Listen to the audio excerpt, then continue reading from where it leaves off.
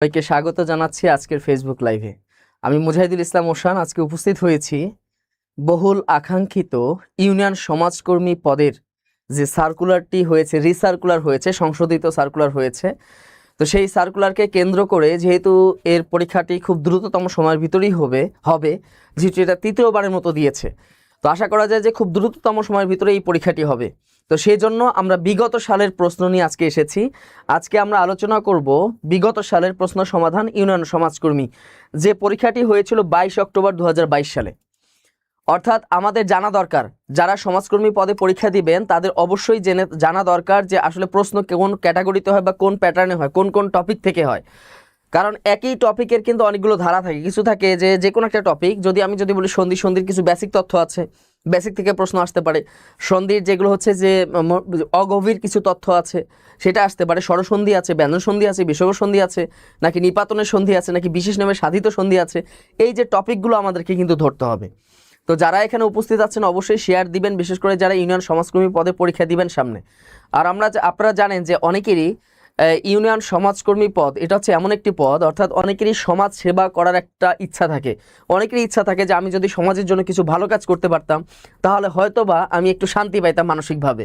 তো তাদের জন্য কিন্তু বিশাল একটা সুযোগ, কারণ আমরা জানি যে ইউনিয়ন সমাজকর্মী যে পদটি আছে এই পদের মাধ্যমে এটা যেহেতু আপনাদের এলাকায় বসে, আর সবথেকে মজার বিষয় হচ্ছে যে আপনি একই এলাকায় বসবাস করে একই এলাকার মানুষের জন্য কিছু সমাজ সেবামূলক কার্যক্রম করতে পারতেছেন।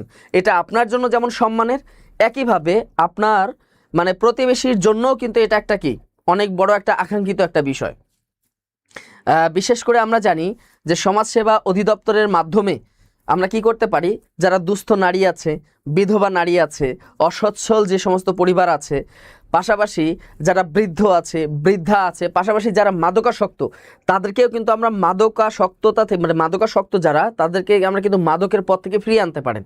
এটা কারা করতে পারে? এটা একমাত্র ইউনিয়ন সমাজকর্মী যারা আছেন তাদের মাধ্যমেই সম্ভব। তো এখানে ইউটিউবে অনেকেই যুক্ত আছেন, অনেকে এখানে কমেন্টস করতেছেন যে আলহামদুলিল্লাহ ভালো আছি, আপনারা আশা করা যায় ভালো আছেন। এবং আজকে আমরা দেখব যে ইউনিয়ন সমাজকর্মী পদের বিগত সালের প্রশ্নগুলো, এগুলো আমাদের খুবই জানা দরকার। আজকে কিন্তু আপনারা টপিক সম্পর্কে একটা ধারণা পাবেন। টপিক সম্পর্কে আমরা তো জানি যে বাংলা বিষয়ে এই টপিকে এগুলো কমন কিছু টপিক আছে, কিন্তু আপনাদেরকে বুঝতে হবে যে টপিকের কত গভীর থেকে প্রশ্ন আসতে পারে বা টপিকের বেসিক থেকে আসে কিনা, এই বিষয়গুলো নিয়ে আলোচনা করব। তো ইউনিয়ন সমাজকর্মী পদের যারা আমি বেশ কিছু তথ্য বলবো, সেটা হচ্ছে এর আগে যারা আবেদন করেছেন তাদের নতুন করে আবেদন করার কোনো প্রয়োজন নাই, ঠিক আছে? যারা আবেদন করেছেন, পাশাপাশি যারা নতুন করে আবেদন করতে চাচ্ছেন তারা আবেদন করতে পারেন, সময় বেশ ফুরিয়ে আসতেছে। আর একটা বিষয় হচ্ছে যারা ইউনিয়ন সমাজকর্মী পদের জন্য প্রস্তুতি নিতে চাচ্ছেন তাদের জন্য অবশ্যই তাদের জন্য কি হচ্ছে, বিদ্যাবাড়িতে তো সুযোগ থাকছে, এটা আপনারা নিশ্চয়ই জানেন। আচ্ছা, পেমেন্ট নিচ্ছে না, একটু অপেক্ষা করেন, একটু টেকনিক্যাল প্রবলেমের কারণে হয়তো পেমেন্টগুলো নিচ্ছে না, একটু ধৈর্য ধরতে হবে, একটু অপেক্ষা করতে হবে। তো আসুন দেখা যাক যে আজকে আমাদের আসলে কি প্রশ্ন আছে, সেই প্রশ্নগুলো নিয়ে আমরা একটু আলোচনা করব। শুরুতেই দেখেন, ছিল মোর ভুই শুধু বিঘে দুই, আর সবেই গেছে ঋণে, বাবু বলিলেন বুঝেছে উপেন, এ জমি লইব কিনে। বলেন এটা কোন কবিতার? পড়েছেন? ক্লাস 8-এর একটা কবিতা আছে, সিলেবাসে ক্লাস 8-এ একটা কবিতা আছে, আমার খুবই একটা পছন্দের কবিতা। এই কবিতার মাধ্যমে আসলে আমাদের সমাজের বাস্তবতাগুলোকে তুলে ধরা হয়েছে, তাই না? বাস্তবতাকে তুলে ধরা হয়েছে। আমাদের সমাজ ব্যবস্থায় যেটা হয় যে জমিদার যারা হয় বা অনেক সম্পদের মালিক যারা হয়, তারা পার্শ্ববর্তী বা প্রতিবেশী যারা থাকে তাদেরকে দমন করার, নিপীড়ন করার বা তাদের সব কিছুকে দখল করার একটা পায়তারা থাকে। পরীক্ষা কতদিন পর হতে পারে? পরীক্ষা আশা করা যায় 2, 3, 4, 5 মাসের ভিতরে পরীক্ষাটি আশা করা যায় হয়ে যাবে। তো একটু উত্তর করবেন দেখি। 2 বিঘা জমি কবিতাটি কার লেখা? 2 বিঘা। দেখছেন, একটা বিষয় খেয়াল করে দেখেন, আজকের এই প্রশ্নগুলো আপনাদের জন্য বেশি গুরুত্বপূর্ণ যারা এই সমাজকর্মী পদে পরীক্ষা দিবেন, ঠিক আছে? যে কোন লেভেলের প্রশ্ন আসতেছে। এখানে একটা বিষয় খেয়াল করে দেখেছেন যে একদম ক্লাস 8-এর একটা প্রশ্ন আসছে, এই ক্লাস 8-এ এই কবিতাটি আপনারা পড়েছিলেন 2 বিঘা জমি, যেটা রচয়িতা হচ্ছে রবীন্দ্রনাথ ঠাকুর। আমাদের বিশ্বকবি রবীন্দ্রনাথ ঠাকুর তিনি এই 2 বিঘা জমি কবিতাটি লিখেছিলেন। ধিক ধিক ওরে শতধিক তারে নীলাজ কুলটা ভূমি, যখনই যাহার তখনই তাহার, এই কি জননী তুমি, তাই না? অসাধারণ একটা কবিতা। তো এটা হচ্ছে কার লেখা? আমাদের বিশ্বকবি রবীন্দ্রনাথ ঠাকুরের লেখা, ঠিক আছে? অনেকেই উত্তর করতে পেরেছেন। এটার উত্তর কি হবে? রবীন্দ্রনাথ ঠাকুর, বিশ্বকবি রবীন্দ্রনাথ ঠাকুর এই কবিতাটি লিখেছেন। তার মানে এই প্রশ্নের মাধ্যমে আপনারা একটা জেনে গেলেন যে ইউনিয়ন সমাজকর্মীর জন্য বাংলা সাহিত্য আসলে কি কি পড়তে হবে। একটু ধারণা দেওয়ার চেষ্টা করি। বাংলা সাহিত্য অংশ থেকে ইউনিয়ন সমাজকর্মীর জন্য আপনাদের পড়তে হবে, মনে রাখবেন যে অষ্টম, নবম, দশম শ্রেণী, পাশাপাশি একাদশ, দ্বাদশ শ্রেণীর যে বইগুলো আছে বাংলা বোর্ড বই, মনে রাখবেন বাংলা যে বোর্ড বই আছে এই বাংলা বোর্ড বই থেকে যে সমস্ত এখানে গল্প আছে, যে সমস্ত এখানে প্রবন্ধ আছে, যে সমস্ত এখানে কবিতা আছে, এছাড়াও দেখেন যে যদি কোনো নাটক থাকে 9-10 বা ইন্টারমিডিয়েটে, এছাড়াও যে সমস্ত উপন্যাস আছে, হ্যাঁ এই উপন্যাসের যারা কবি আছেন এই কবি সম্পর্কে আপনাদের জানতে হবে। ব্যাস, এই কবি সম্পর্কে জানতে হবে এবং ওই কবিতা, প্রবন্ধ, নাটক ওগুলো রচয়িতাকে এগুলো জানতে হবে। এটা হলো বেসিক। এই জিনিসটা মাথায় রাখতে হবে। এই জিনিসটা আপনাদের মাথায় রাখতে হবে যে বাংলা সাহিত্য থেকে ঠিক কোন জায়গা থেকে পড়বেন। আশা করা যায় আপনারা বুঝতে পেরেছেন যে বাংলা সাহিত্য অংশ থেকে এক্স্যাক্টলি আপনাদেরকে কোন সিলেবাসটা ফলো করতে হবে। বুঝতে পেরেছেন? আমরা সামনে আবার দেখব, ঠিক আছে? সামনে আবার আমরা কি করব দেখব। আচ্ছা, এরপর দেখেন সিলেটি দ্রুত দৌড়ায়। এখানে দেখেন সিলেটি দ্রুত দৌড়ায়, এখানে একটি বাক্য আছে। এখানে যে দ্রুত যে শব্দটি আছে এটি কোন পদের উদাহরণ? এটি কি বিশেষণ পদ হবে, নাকি ক্রিয়াপদ হবে, নাকি ক্রিয়া বিশেষণ হবে, নাকি বিশেষ্য পদ হবে? আপনারা একটা বিষয় খেয়াল করে দেখবেন, আপনারা একটা বিষয় জানেন নিশ্চয়ই। যেমন আমি যদি বলি আই অ্যাম কি বলবো? আই অ্যাম স্লো বয়। আমি একটা কি ধীর গতির বালক, স্লো বয়। আবার যদি বলি আই ইট স্লো, একটা বিষয় খেয়াল করে দেখেছেন একই শব্দ কিন্তু আমি ব্যবহার করেছি। আই ইট স্লো বা স্লো বা স্লোলি বলতে পারেন, বা স্লো বলতে পারেন, অথবা স্লোলি যদি বলতে চান হ্যাঁ বলতে পারেন, সমস্যা নেই। তো এখানে খেয়াল করে দেখেন একই শব্দকে আমি ব্যবহার করেছি। বিষয়টা হচ্ছে একটা নাউনের আগে বসেছে, এটা হলো কি অ্যাডজেক্টিভ। আর যেটা ভার্বের পরে বসে, এখানে ভার্ব কোনটা? ইট। এটার পরে যেটা বসে ওটার নাম হলো কি অ্যাডভার্ব। বিষয়টা বোঝা গেছে? একটা অ্যাডজেক্টিভ এবং অ্যাডভার্ব দুইটা শব্দ মূলত একই ধরনের শব্দ, শুধু ব্যবহারের কারণে নামটা হচ্ছে ভিন্ন ভিন্ন হয়, তাই না? ঠিক তেমনই এটা হলো অ্যাডজেক্টিভ, একটা অ্যাডভার্ব। ঠিক তেমনই অ্যাডজেক্টিভ এবং অ্যাডভার্ব এই দুইটার সম্মিলিত নাম হলো বাংলাতে কি বলা হয়? যেটাকে আমরা বলতে পারি বিশেষণ পদ। যেটা হলো কি পদ? বিশেষণ পদ। এই বিশেষণ পদটা দুই প্রকার আছে, একটা হচ্ছে নাম বিশেষণ আর একটা হলো কি ভাব বিশেষণ। একটা হলো নাম বিশেষণ আর একটা হলো কি ভাব বিশেষণ। নাম বিশেষণ কোনটা? নাম বিশেষণ হচ্ছে যেটা নামের আগে বসে, অর্থাৎ নাউনের আগে যে বিশেষণটা বসে সেটা নাম হচ্ছে নাম বিশেষণ। আর ভাব বিশেষণ হচ্ছে ক্রিয়ার অর্থাৎ ভার্বের আগে বসে। বাংলার ক্ষেত্রে বিশেষণটা মানে যেটা অ্যাডভার্ব সেটা কিন্তু ক্রিয়ার আগে বসে। সেটা কি বসে? ক্রিয়ার আগে বসে, ঠিক আছে? তো খেয়াল করে দেখেন, যেমন আমরা যদি উদাহরণ দেই এখানে যদি আমরা যদি উদাহরণ দেই, দেখেন আমি যদি বলি দ্রুত গতির মানুষ, দেখেন দ্রুত গতির পাখি বললাম, দ্রুত গতির পাখি। আরেকটা বাক্য বলি আমি যে দ্রুত গতির হাঁটা, দ্রুত গতির হাঁটা। খেয়াল করে দেখেন আমি একই ধরনের বিশেষণ ব্যবহার করেছি। কোনটা কি বিশেষণ বলেন দেখি? একটা হলো দ্রুত গতির হাঁটা, দ্রুত গতির কি মানুষ। এখানে একটা বিষয় খেয়াল করে দেখেন, এই পাখিটা হচ্ছে নাউন, মানে পাখিটা হচ্ছে বিশেষ্য পদ। বিশেষ্যের আগে যে অ্যাডজেক্টিভটা বসেছে বা বিশেষণটা বসেছে এটার নাম হচ্ছে নাম বিশেষণ। অর্থাৎ নামের আগে যে বিশেষণটা বসে এটা হলো নাম বিশেষণ। আর হাঁটাটা হচ্ছে ভার্ব বা ক্রিয়া। ক্রিয়ার আগে যে বিশেষণটা বসে এটার নাম হচ্ছে কি বিশেষণ? ভাব বিশেষণ। এই ভাব বিশেষণ চার প্রকার, তার মধ্যে যেটা ভাব বিশেষণ উহাই হচ্ছে মূলত ক্রিয়া বিশেষণ। মনে রাখবেন, মানে ভাব বিশেষণ তো চার প্রকার আছে, ভাব বিশেষণ, তারপরে ভাব বিশেষণ চার প্রকার, ক্রিয়া বিশেষণ, বিশেষণের বিশেষণ, অব্যয়ের বিশেষণ, বাক্যের বিশেষণ, ঠিক আছে? আচ্ছা, তাহলে এখানে দেখা যাক যে ক্রিয়ার আগে যাহা বসে ইহার নামই হলো ভাব বিশেষণ। ওই ভাব বিশেষণের একটা প্রকার হচ্ছে ক্রিয়া বিশেষণ, অর্থাৎ ক্রিয়ার আগে যে বিশেষণটা বসে ইহাকেই বলা হয় কি ক্রিয়া বিশেষণ। যেহেতু বলছে ছেলেটি দ্রুত দৌড়ায়, এখানে দৌড়ানোটা কি? দৌড়ানোটা হচ্ছে একটা ভার্ব, একটা কাজ। এই দৌড়ানোটা হচ্ছে একটা কি কাজ বা একটা হলো কি ভার্ব। তাহলে কাজের আগে বা ক্রিয়ার আগে এখানে যে বিশেষণটা বসেছে এটার নাম হবে কি বিশেষণ? তাহলে ক্রিয়া বিশেষণ। আশা করি আমি সংক্ষেপে আপনাদেরকে এটা বোঝানোর চেষ্টা করেছি। এখানে অনেকেই উত্তর করেছেন, ঠিক আছে? এটা হচ্ছে ক্রিয়া বিশেষণ হবে। আমি সংক্ষেপে আপনাদেরকে বিষয়টা বুঝিয়ে দেওয়ার চেষ্টা করেছি। ক্রিয়া বিশেষণ তার মানে বুঝতে পেরেছেন? তার মানে এখান থেকে আমরা বুঝলাম যে পদ প্রকরণটা আপনাদের পড়তে হবে। দেখেন আমি প্রত্যেকটা টপিক কিন্তু বলে দিচ্ছি, পারলে খাতা কলম নিয়ে নোট করে ফেলবেন। পদ প্রকরণ, তাহলে পদ প্রকরণ থেকে আপনাদের প্রশ্ন আসবে। ঠিক আছে, পদ প্রকরণ থেকে আপনাদের প্রশ্ন আসবে। আচ্ছা, আমি ভর্তি হয়েছি, আমার কি অন্য কোনো বই নাকি কোর্সের পাশাপাশি? দেখেন, আপনি কোর্সটাকে ফলো করবেন, কোর্সে যা ম্যাটেরিয়ালস দেওয়া হবে এটাকেই শুধু আপনি অনুসরণ করবেন, যথেষ্ট। এটাই হবে কি যথেষ্ট। কত টাকা কোর্স ফি? আমি কোর্স নিয়ে আসলে কথা বলতে আসিনি, আমি আজকে এসেছি বাংলা বিষয়ে আপনাদের ধারণা দেওয়ার জন্য। তো যেহেতু জিজ্ঞেস করেছেন, মাত্র 1499 টাকায়, মাত্র 1499 টাকা আপনারা যুক্ত হতে পারবেন। ঠিক আছে। আচ্ছা, ক্রিয়া বিশেষণ। এরপর দেখেন মনরূপ মাঝি, এটি কোন সমাসের উদাহরণ? মনোরূপ মাঝি, মনরূপ মাঝিটা কোন সমাসের উদাহরণ? একটু উত্তর করবেন। এটি কোন ধরনের সমাস? এটা কি বহুব্রীহি সমাস, নাকি তৎপুরুষ, নাকি রূপক কর্মধারয়, নাকি দ্বন্দ্ব সমাস? অবশ্যই আপনারা একটা বিষয় খেয়াল রাখবেন, যখন দেখবেন অ্যাডজেক্টিভের সাথে নাউনের সম্পর্ক, আপনারা জানেন যে সমাসে দুইটা অংশ থাকে, সমাসে সাধারণত দুইটা অংশ থাকে, তাই না? সমাসে দুইটা অংশ থাকে, একটা হলো পূর্বপদ আর একটা হলো পরপদ, বা পূর্বপদ আর একটা হলো উত্তরপদ, বা প্রথম পদ বা দ্বিতীয় পদ। দুইটা আলাদা আলাদা পদ একসাথে যুক্ত হয়ে কিন্তু সমাস গঠন করে। তো সেক্ষেত্রে মনে রাখতে হবে যে দুইটা অংশ, একটা অ্যাডজেক্টিভ বা একটা নাউন হবে, অথবা দুইটাই নাউন হবে।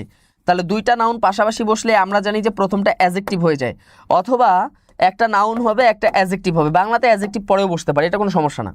ঠিক আছে, তো এরকম যদি বসে সেটা হয় সাধারণত কর্মধারয় সমাসের একটা বৈশিষ্ট্য, কর্মধারয় সমাসের একটা বৈশিষ্ট্য। এই কর্মধারয় সমাসের অন্যতম একটা প্রকারভেদ হচ্ছে রূপক কর্মধারয়, তাই না? রূপক কর্মধারয়, রূপক কর্মধারয় সমাস। এই রূপক কর্মধারয় সমাসের বৈশিষ্ট্য হচ্ছে সাধারণত আমরা জানি যে প্রথম পদ দ্বিতীয় পদ, মানে দুইটা পদের একসাথে যুক্ত হয়ে একটা সমাস হয়। মনে রাখবেন, প্রথম পদটা সবসময় অদৃশ্য হয়। অদৃশ্য মানে কি? খালি চোখে দেখা যায় না, মানে একটা নাউন একটা অ্যাডজেক্টিভ, বা দুইটাই নাউন, এরকম দুইটা পদের মিলন হয়েছে। তবে খেয়াল রাখতে হবে যে প্রথম অংশটা অদৃশ্য আর দ্বিতীয় অংশটা হচ্ছে দৃশ্যমান, মানে যেটা খালি চোখে দেখা যায়। এখানে আপনারা বিষয়টা একটু খেয়াল করে দেখেন, এখানে যে আছে মনরূপ মাঝি, এখানে দেখেন যে মন, একটা হলো মন আর একটা হলো মাঝি, মনরূপ মাঝি মিলে কি তৈরি হয়? মনোমাঝি তৈরি হয়, তাই না? মনোমাঝি, কি মাঝি তৈরি হয়? মনোমাঝি তৈরি হয়। এখন খেয়াল করে দেখেন, এখানে দুইটা অংশ আছে, একটা হলো মন আর একটা হলো মাঝি। এই যে মন আর একটা হলো কি মাঝি, আপনারা বলেন তো দেখি, মন কি দেখা যায়? বলেন, আপনার মনটা কোন রঙের? কালো, সাদা, নাকি হলুদ, নাকি নীল? বলেন, নাকি রঙিলা মন, নাকি এটা পিঙ্ক কালারের মন? বলেন। হতে পারে যে আমাকে একটা পিঙ্ক কালারের মন এনে দাও, তাই না? আচ্ছা, তো এই মনটা কিন্তু অদৃশ্য, আর মাঝিটা কিন্তু দেখা যায়। নদী নৌকার যে মাঝি, মাঝি আমরা দৃশ্য, মানে এটা দেখা যায়, তাহলে এটা কি হবে? রূপক কর্মধারয় হবে। আর মনে রাখবেন, ব্যাস বাক্যের ভিতরে যদি রূপ থাকে তাহলে এটা তো এমনি রূপক হয়, এটা তো একটা টেকনিক, এটা কি হয়? রূপক হয়। ঠিক আছে, যেমন আমরা বলি না কথায় কথায়, কি বলি বলেন তো দেখি? আমরা বলি না জান পাখি, বলি কি না বলেন তো দেখি? অনেকেই খুবই লুতুপুতু ডাক দিয়ে থাকেন জান পাখি, তাই না? জান পাখি। একটা বিষয় খেয়াল করে দেখেন, জান শব্দটাও নাউন, পাখি শব্দটাও নাউন, মানে এটা শতভাগ কর্মধারয়। কিন্তু কথা হচ্ছে, জান কি দেখা যায়? মানুষের জীবনটা দেখতে কেমন? কালো, সাদা, হলুদ, নাকি নীল? এটা দেখা যায় না, এটা অদৃশ্য। কিন্তু পাখি এটা দেখা যায়। ঠিক আছে। আচ্ছা, যারা সমাজকর্মী পদে আবেদন করেছিলেন, পরীক্ষা হয়নি, তাদের নতুন করে আবেদন করার কোনো দরকার নাই। ঠিক আছে। সাদা মন আমার, এই তো অনেকেরই আবার কি হয়ে গেছে, সেই মানে মনের ভিতর থেকে আর একটা মনের এবার উদয় হয়ে গেছে, তাই না? আচ্ছা, দেখা যাক। জান পাখি, এবার আবার আমরা কি বলে থাকি? আমরা বলি না মোহনিদ্রা, মোহনিদ্রা। তাহলে মোহ কিন্তু দেখা যায় না, আমার ভিতর লোভ লালসা আছে কিনা আপনারা কি দেখতে পারবেন? দেখা যায় না, কিন্তু নিদ্রা গেলে দেখা যায়, তাই না? সোনা পাখি, কলিজা পাখি, ময়না পাখি, তাই না? এগুলো হচ্ছে কি? রূপক কর্মধারয়। এগুলো হচ্ছে কি? রূপক কর্মধারয় সমাস। আশা করি বুঝতে পেরেছেন। হ্যাঁ, শেয়ার দিবেন যাতে করে সবাই উপকৃত হতে পারে। দেখেন, একদম বেসিক তথ্যগুলো এসেছে। শুদ্ধ বানান, তার মানে আমরা একটা বিষয় বুঝলাম যে সমাস থেকে প্রশ্ন আসবে। তাহলে আমরা এর আগে যে প্রশ্নটা ছিল সেটা কি বুঝলাম আমরা? যে সমাস থেকে প্রশ্ন আসবে। আমরা দেখলাম বাংলা সাহিত্য থেকে এসেছে, কোন কোন থেকে এসেছে আমি বলে দিয়েছি। পদ প্রকরণ থেকে এসেছে, ঠিক আছে। এরপর কোত্থেকে এসেছে? এরপর একদম কোত্থেকে এসেছে? আচ্ছা, এবার দেখেন সমাস। এরপর দেখেন যে শুদ্ধ বানান, তার মানে বানান শুদ্ধিকরণ আপনাদের পড়তে হবে। শুদ্ধ বানান কোনটা বলেন? একদম বেসিক কিন্তু, মুমূর্ষু, মুমূর্ষু, মুমূর্ষু, মুমূর্ষু। মুমূর্ষু বানানের টেকনিকটা হচ্ছে 1 to 1। আপনাদের বিশেষ সার্ভিস নাম্বার আছে না প্রত্যেকটা সিমের? 1 to 1। তার মানে 1 মানে কি? এখানে হচ্ছে রস্যউকার, দীর্ঘউকার, রস্যউকার, মুমূর্ষু বানান মনে রাখবেন। তাহলে মুমূর্ষু বানান কোনটা ঠিক হবে একটু বলেন দেখি। আপনি আগে আবেদন করেছেন, এখন ভুলে আবার করেছি, সমস্যা নেই। আচ্ছা, এগুলো বুঝতে হবে। এটা হচ্ছে বেসিক, মানে আপনাদের কোন ক্যাটাগরিতে প্রশ্ন এটা একটা ধারণা দেওয়ার চেষ্টা করছি। হয়তোবা কিছু টপিক চেঞ্জ হবে, তবে আপনাদের এই বেসিক তথ্যগুলো কিন্তু মনে রাখতে হবে। ঠিক আছে, বেসিকগুলো মনে রাখতে হবে মুমূর্ষু। এরপর খেয়াল করে দেখেন, সূর্য শব্দের সমার্থক শব্দ কি? সূর্য, সূর্যের সমার্থক শব্দ কি বলেন দেখি? অরুণ। আর কি কি আছে বলেন দেখি? এখানে কি অর্ণব হবে? অর্ণব হবে, অর্ক হবে, প্রসূন হবে, নাকি পল্লব হবে? তাহলে আমরা দেখলাম যে সমার্থক শব্দ থেকে প্রশ্ন হবে। অবশ্যই সমার্থক শব্দ পড়বেন। কয়েকটা জিনিস আপনাদের পড়তে হবে, একটা হলো সমার্থক শব্দ, একটা পড়তে হবে প্রতি শব্দ, এগুলো আপনাদের পড়তেই হবে, আর একটা পড়তে হবে বিপরীত শব্দ। এই শব্দ, এই তিনটা থেকে আপনারা অন্ততপক্ষে 2 থেকে 3 নাম্বার আপনারা এমনিতেই কমন পাবেন। এখান থেকে আপনারা 2 থেকে 3 নাম্বার এমনিতেই কমন পাবেন ইউনিয়ন সমাজকর্মী। এটা হচ্ছে আপনাদের বেসিক, এটা হচ্ছে কি আপনাদের বেসিক। বুঝতে পেরেছেন? এবার দেখা যাক তাহলে এটা হচ্ছে কি হবে? অর্ক। অর্ক মানে কি? সূর্য।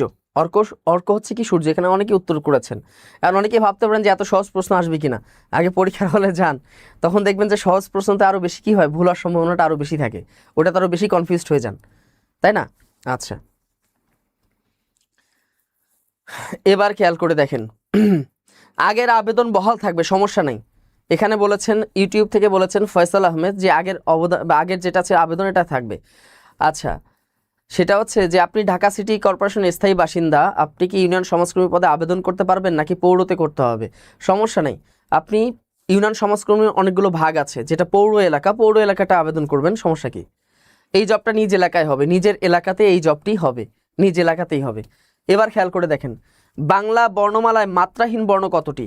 এগুলো কিন্তু বেসিক তথ্য। আপনারা কি বুঝতে পারতেছেন যে আপনাদের সবগুলো তথ্য আসতেছে বেসিক থেকে? সহজ মনে হচ্ছে, কিন্তু বেসিক জিনিসটা কিন্তু এত সহজ না। মাত্রাহীন বর্ণ, আপনারা জানেন যে বাংলা বর্ণমালায় 50টি বর্ণ আছে। এই 50টি বর্ণের ভিতরে সবাই একটু বলেন দেখি, এখানে এখানে মানে পূর্ণমাত্রার বর্ণ কতগুলো আছে? সবাই একটু বলেন, একটু কমেন্টস করেন। আমরা জানি যে পূর্ণমাত্রা বর্ণ 32টা আছে। এর ভিতর স্বর আছে কতটি? 6টি আছে। ব্যঞ্জন আছে কতটি? 26টি আছে। স্বর বলতে স্বরেও থেকে শুরু করে, স্বরে অ থেকে শুরু করে দীর্ঘ উ পর্যন্ত 6টা আর কি। আচ্ছা, অর্ধমাত্রার বর্ণ আছে কয়টি? অর্ধ মানে অর্ধেক, অর্ধেক মানে অর্ধেক, তার মানে 8টি আছে। 8টার ভিতরে স্বর আছে 1টি, তাই না? একটা স্বর আছে, সেটা হচ্ছে রি। আর বাকি আছে 7টি, খ গ ন থ ধ, থ ধ প স, খগন থ ধ পস, এই তো কথা। এরপর হচ্ছে কি মাত্রাহীন বর্ণ কতগুলো আছে? মাত্রাহীন বর্ণ আমরা জানি, মাত্রাহীন বর্ণ আছে 10টি। তার ভিতরে স্বর আছে কতটি? স্বর আছে 4টি, আর ব্যঞ্জন আছে 6টি, তাই না? স্বর আছে কয়টি? 4টা আছে। সেটা হচ্ছে কি এ থেকে শুরু করে ও পর্যন্ত, এ ওই ও ও। আর এদিকে আছে উ নিয়, তারপর হচ্ছে খণ্ডত, অনুস্বর, বিসর্গ, চন্দ্রবিন্দু, এই যে বিষয়গুলো এইগুলো, তাই না? তাহলে এখানে কয়টি বর্ণ আছে? মাত্রাহীন, পূর্ণমাত্রা মানে মাত্রাহীন বর্ণ কতগুলো আছে বলেন দেখি? মাত্রাহীন বর্ণ আছে কয়টি? 10টি আছে। তার মানে বেসিক তথ্যগুলো আপনাদের কিন্তু সুন্দর করে গুছিয়ে পড়তে হবে, তাই না? বেসিক তথ্যগুলো সুন্দর করে গুছিয়ে আপনাদের আয়ত্ত করতে হবে। এরপর খেয়াল করে দেখেন, স্বরবর্ণের সংক্ষিপ্ত রূপকে কি বলে? এটা সবাই পারার কথা, কিন্তু এখানে সামান্য একটু তথ্য আপনাদের ক্লিয়ার হতে হবে। স্বরবর্ণের সংক্ষিপ্ত রূপকে কি বলা হয়, তাই না? এটা কি কার বলা হয়, ফলা বলা হয়, স্বরলিপি বলা হয়, নাকি সম্প্রসারণ বলা হয়? আপনারা জানেন যে স্বরবর্ণের সংক্ষিপ্ত রূপকে এক্স্যাক্টলি উত্তর হচ্ছে কি? এক্স্যাক্টলি সঠিক উত্তর হচ্ছে কার বর্ণ। মনে রাখবেন, স্বরবর্ণের সংক্ষিপ্ত রূপকে বলা হয় কার বর্ণ। যদি কখনো কার বর্ণ অপশনে যদি না থাকে, সেক্ষেত্রে আপনারা কার দিতে পারেন। এই কার বর্ণের অপর নাম হলো কার। মনে রাখবেন, কার বর্ণের অপর নাম হচ্ছে কি কার। বিগত বছরে মানে গত বছর একটা প্রশ্ন এসেছিল, এখানে কারও ছিল, কার বর্ণ ছিল, সেক্ষেত্রে উত্তরটা কি হবে? কার বর্ণ। যদি কার বর্ণ না থাকে, সেক্ষেত্রে আপনি কার দিবেন। বোঝা গেছে? আচ্ছা, আপনি ইউনিয়ন সমাজকর্মীতে 2টাতে আবেদন করেছেন, পরীক্ষা কি 2 দিনে হবে? এটা আসলে আগে থেকে বলা যায় না। তারা কি আলাদা আলাদা দিনে পরীক্ষা নিবে নাকি ভিন্ন ভিন্ন দিনে পরীক্ষা নিবে, এটা আসলে আগে থেকে বলা যায় না, ঠিক আছে? এটা আগে থেকে বলার কোনো উপায় নাই। তাহলে কার বর্ণ, স্বরবর্ণের সংক্ষিপ্ত রূপকে বলা হয় কার বর্ণ। কার বর্ণের অপর নাম হচ্ছে কার। যেহেতু এখানে কার বর্ণ নাই, সেহেতু আপনারা কার দিতে পারেন। কার আছে বা কার বর্ণ আছে কয়টি? 10টি আছে। অবাদে বাকি সবগুলোরই কি কার আছে। আর ব্যঞ্জনের সংক্ষিপ্ত রূপকে কি বলা হয়? ফলা বলা হয়। ফলা আছে 6টি। ওই যে সংক্ষেপে মনে রাখতে হবে, যে মজার লবণ মনে রাখলেই হয়ে যাবে। ম ফলা, জ ফলা, র ফলা, ল ফলা, ব ফলা, ন ফলা, এই তো কথা। এই যে বেসিক তথ্যগুলো কিন্তু আপনাদের আসবে, এই জিনিসগুলো মাথায় রাখতে হবে যে আপনাদের সবগুলোই আসবে বেসিক জিনিসগুলো আসবে। যা ক্রিয়া সম্পাদন করে তাকে কি বলে বলেন দেখি? যে ক্রিয়া কাজ করে, মানে যে জিনিসটা কাজ করে বা যা কাজ করে তাকে কি বলে? তাকে কি বিজ্ঞপ্তি বলে? বিজ্ঞপ্তি হচ্ছে যে বিজ্ঞাপন দেওয়া, তাই না? বিজ্ঞাপন দেওয়া। এরপর খেয়াল করে দেখেন, এরপর দেখেন উপসর্গ। উপসর্গ জিনিসটা তো বুঝেন, যেটা প্রিফিক্স, যেটা শব্দের শুরুতে বসে, ঠিক আছে? সে যেটা শব্দের শুরুতে বসে কি করে? নতুন অর্থবোধক শব্দ তৈরি করে। কাজ থেকে অকাজ, তাই না? ছাগল থেকে কি? রাম ছাগল। বেল থেকে কদ বেল। এই যে কদ, রাম, এগুলো হচ্ছে উপসর্গ। আর একটা হচ্ছে অনুজ্ঞা। অনুজ্ঞা তো হচ্ছে কি? অনুজ্ঞা তো হচ্ছে ভিন্ন জিনিস, অনুজ্ঞা। আর একটা হলো কি? কারক। তা আমরা জানি যে কাজ করে, যে বা যা কাজ করে সেটাকে কি বলা হয়? কারক বলা হয়। তার মানে দেখেন, আপনারা কি দেখেছেন এখানে কিন্তু আপনাকে জিজ্ঞেস করেনি ওইটা কোন কারক। তার মানে এখানে কারক আপনাদের পড়তে হবে, তাও পড়তে হবে একদম বেসিক ধরে ধরে। আপনাদেরকে কারকের বেসিক ধরে ধরে আপনাদেরকে কি করতে হবে? সুন্দর করে পড়তে হবে, একদম বেসিক তথ্য থেকে আসছে, তাই না? এভাবে কিন্তু পড়তে হবে। আচ্ছা, দেখা যাক ক্লাসের রুটিনগুলো কি করে পাবো। ক্লাসের রুটিনগুলো আপনাদের নিজ ব্যাচে যারা ব্যাচে যুক্ত আছেন তাদেরকে দিয়ে দেওয়া হবে, ঠিক আছে? আচ্ছা, কোন বই পড়বেন অবশ্যই সাজেস্ট করব, অবশ্যই শেষ পর্যন্ত থাকতে হবে। আমি শেষের দিকে গিয়ে কোন কোন বই পড়বো আমি কিন্তু ধারণা দেওয়ার চেষ্টা করেছি। সাহিত্যের কোন বই পড়তে হবে, ব্যাকরণের কোন বই পড়তে হবে একটু। আচ্ছা, এই চাকরিটা কি নিজ জেলায় করা যায়? হ্যাঁ, অবশ্যই এই চাকরিটা নিজ জেলায় করা যায়, এই চাকরিটি নিজ জেলায় করা যায়, ঠিক আছে? এখানে অনেকেই আছেন যুক্ত, অবশ্যই আপনাদের সাথে যোগাযোগ করবে। যারা ভর্তি হওয়ার জন্য এখানে কমেন্টস করতেছেন, আপনাদের সাথে যোগাযোগ করা হবে। বাংলা উপসর্গ কয়টি? এই যে দেখেন, উপসর্গ বলতে না বলতেই চলে আসছে। দেখেন একদম বেসিক তথ্য, কিন্তু আপনাদের আহামরি কঠিন তথ্য আসবে না, একদম বেসিক জিনিসগুলো আসবে। আমরা জানি যে উপসর্গ, উপসর্গ যেটা একটু আগে আলোচনা করেছি, উপসর্গ যেটা শব্দের শুরুতে বসে। তো উপসর্গ হচ্ছে তিন প্রকার আমরা জানি। একটা হচ্ছে বাংলা উপসর্গ, বাংলা বা দেশি উপসর্গ, বাংলা বা দেশি উপসর্গ একটা আছে। 2 নাম্বার আছে তৎসম উপসর্গ, 3 নাম্বার হলো কি? বিদেশি উপসর্গ। উপসর্গ আর 3 নাম্বার হচ্ছে বিদেশি উপসর্গ, বিদেশি উপসর্গ। এখন আমরা জানি যে বাংলা উপসর্গ কয়টি আছে? 21টি আছে। অঘ, অজনা, আর, আনা, বিতুনা, কতকুনি, পাতি, বিভররাম, শশা, সুহা। তৎসম উপসর্গ আছে 20টি, তাই না? প্র, পর, পরিনির, প্রতি, অতি, অতি, অভি, উত, আ, বি, নিশু। আর বিদেশি উপসর্গ আছে অসংখ্য। তাহলে এই যে দেখেন একদম বেসিক তথ্যগুলো কিন্তু আসছে, ঠিক আছে? একদম বেসিক তথ্যগুলো কিন্তু আসছে, বোঝা গেছে? যারা এখানে ভর্তি কমেন্টস করেছেন আপনাদের সাথে যোগাযোগ করবে, শীঘ্রই আপনাদের সাথে যোগাযোগ করা হবে। তাহলে আমরা দেখলাম যে বাঙালিরা যেহেতু বেশি কথা বলে, এই জন্য বাংলা উপসর্গের সংখ্যা কয়টি? বেশি, 21টি। হ্যাঁ, অবশ্যই শেয়ার দিয়ে রাখবেন, কারণ এগুলো আপনাদের এই বেসিক তথ্যগুলো কিন্তু লাগবে, বিশেষ করে কোন কোন টপিকগুলো পড়বেন এগুলো আপনাদের কাজে লাগবে। এবার খেয়াল করে দেখেন, সংখ্যা গণনার মূল একক কোনটা? সংখ্যা গণনার মূল একক দেখছেন? এই প্রশ্নগুলো সচরাচর কিন্তু আসে না, এগুলো বেসিক, তো এই জন্য সচরাচর কিন্তু এগুলো আসে না, ঠিক আছে? এগুলো সচরাচর পরীক্ষা আসে না, কিন্তু ইউনিয়ন সমাজকর্মীর জন্য খুবই খুবই গুরুত্বপূর্ণ এই প্রশ্নগুলো, এই টপিকগুলো। বলেন দেখি, বা সংখ্যা গণনার মূল একক কতগুলো, তাই না? আমরা জানি যে সংখ্যাবাচক শব্দ অনেকগুলো প্রকারভেদ আছে। একটা আছে অঙ্কবাচক, একটা পরিমাণবাচক, একটা হলো কি ক্রমবাচক, একটা হলো তারিখবাচক, তাই না? আমরা জানি যে সংখ্যা আছে, একটা হলো কি বাচক? অঙ্কবাচক আছে, অঙ্কবাচক, অঙ্কবাচক আছে, তাই না? অঙ্কবাচক গুলো বলতে কি বোঝায়? গাণিতিক সংখ্যা। একটু ধারণা দেই আর কি, গাণিতিক সংখ্যা। গাণিতিক সংখ্যা বলতে কি বোঝায়? যেমন 0, 1, 2, তারপর হচ্ছে 0, 5, 7, 10, এগুলো। দুইটা আছে পরিমাণ বা গণনাবাচক, যেটা আর কি পরিমাণ বা গণনাবাচক যেটা আছে, এটা হচ্ছে যে এই গাণিতিক সংখ্যাগুলো যদি কথায় লেখা থাকে, যদি এগুলো কথায় লেখা থাকে, যেমন হচ্ছে আমি যদি বলি 0, তাই না? 0, তারপর যদি বলি যে 5, হ্যাঁ, তারপর যদি বলি 1000, এই যে 1000 কথায় যদি লেখা থাকে। আচ্ছা, আরেকটা হলো ক্রমবাচক, যেটা দ্বারা ক্রমিক বুঝায়। ক্রমবাচক সংখ্যা আছে যেটা দ্বারা ক্রমিক, যেমন হচ্ছে আমরা যদি বলি প্রথম, এটা আপনি সংখ্যায় লিখতে পারেন অথবা আপনি কথায়ও লিখতে পারেন, প্রথম এভাবেও লেখা যায়। আর দ্বিতীয় সংখ্যায় লিখতে পারেন অথবা, এগুলো হচ্ছে ক্রমবাচক। এরপর কোনো সংখ্যার সাথে বা কথার সাথে যদি তম থাকে, এটাও কি হয়? সংখ্যাবাচক হয়ে যায়। আর একটা হলো তারিখবাচক। তারিখবাচক আমরা শব্দগুলো জানি যে তারিখবাচক হচ্ছে পহেলা, দোসরা, তেসরা, চৌঠা, এই চারটা হচ্ছে কি হিন্দি ভাষা থেকে এসেছে, আর এগুলো হিন্দি ভাষা থেকে এসেছে। আর হচ্ছে পাঁচই, ছয়ই, মানে কোনো সংখ্যার সাথে যদি ই থাকে বা সে থাকে, তাহলে এটা কি হয়ে যায়? তারিখবাচক হয়ে যায়। যেমন 22শে শ্রাবণ, 21শে ফেব্রুয়ারি, তাই না? 5ই মে, 13ই এপ্রিল, এগুলো হচ্ছে কি? এগুলো হচ্ছে সংখ্যা। তার মানে দেখেন বেসিক তথ্যগুলো কিন্তু আপনাদের এসেছে। তার মানে এখানে দেখা যাক যে সংখ্যা গণনার মূল একক কিন্তু এক। মনে রাখবেন যে সংখ্যা গণনার মূল একক হচ্ছে এক। এই জিনিসটা আপনাদের মাথায় রাখতে হবে, বুঝতে পেরেছেন? সংখ্যা গণনার মূল একক হবে কি 1। অনেকেই সঠিক উত্তর প্রদান করিয়াছেন। তাহলে দেখেন একদম বেসিক তথ্যগুলো কিন্তু এসেছে। আচ্ছা, এরপর আরো প্রশ্ন আছে কিন্তু। আচ্ছা, যারা অনেকেই এখানে জিজ্ঞেস করতে চাচ্ছিলেন যে ইউনিয়ন সমাজকর্মী আমাদের ব্যাচ আছে কিনা, হ্যাঁ আমাদের ব্যাচ আছে। আমাদের এই চলমান বুলেট লাইভ ব্যাচ, এই ব্যাচে মাত্র 1499 টাকা আপনারা যুক্ত হতে পারবেন। এবং এই ইউনিয়ন সমাজকর্মীর জন্য যেভাবে পড়াশোনা করা দরকার, একদম বেসিক ধরে ধরে একদম শূন্য থেকে আপনাদেরকে গুছিয়ে তোলা হবে। ঠিক আছে, শূন্য থেকে। যারা এর আগে এখানে যুক্ত ছিলেন তারা অবশ্যই জানেন, অনেকেই কমেন্টস করেছেন এখানে, এর আগে অনেক ব্যাচে যুক্ত ছিলেন ইউনিয়ন সমাজকর্মী পদে বিগত বছরগুলোতে, তারা তো জানেনি। তো এবার কিন্তু একদম গুছিয়ে, বিশেষ করে হ্যান্ড নোট দেওয়া হবে, বিগত সালের প্রশ্নগুলোকে সাজিয়ে গুছিয়ে যেভাবে দেওয়া দরকার আপনাদের কিন্তু ওইভাবে গুছিয়ে দেওয়া হবে। তো আশা করা যায় যে আপনাদের জন্য এটা বেশ ভালোই হবে। আর পরীক্ষাটি দ্রুততম সময়ের ভিতরে হবে, যেহেতু এটা তৃতীয় নাম্বার, এটা মানে এটা সার্কুলার, মানে সংশোধিত সার্কুলার। তো আশা করা যায় এখানে আপনারা যুক্ত হতে পারেন। চোখের বালি, আপনারা এতদিন শুনেছেন যে চোখের বালি একটা উপন্যাস, নাকি? চোখের বালি, হ্যাঁ, রবীন্দ্রনাথ ঠাকুরের। আচ্ছা, এখন বলছে এই বাগধারার অর্থ কি? একদম বেসিক তথ্য। তার মানে এখান থেকে আমরা দেখলাম যে বাগধারা ছাড়া 11 থেকে 20তম গ্রেড অচল। মনে রাখবেন, বাগধারা আর একটা হলো এক কথায় প্রকাশ। এই কিছু টপিক আছে, দেখেছেন, বেসিক কিছু টপিক আছে, এগুলো কিন্তু আপনাদের পড়তেই হবে।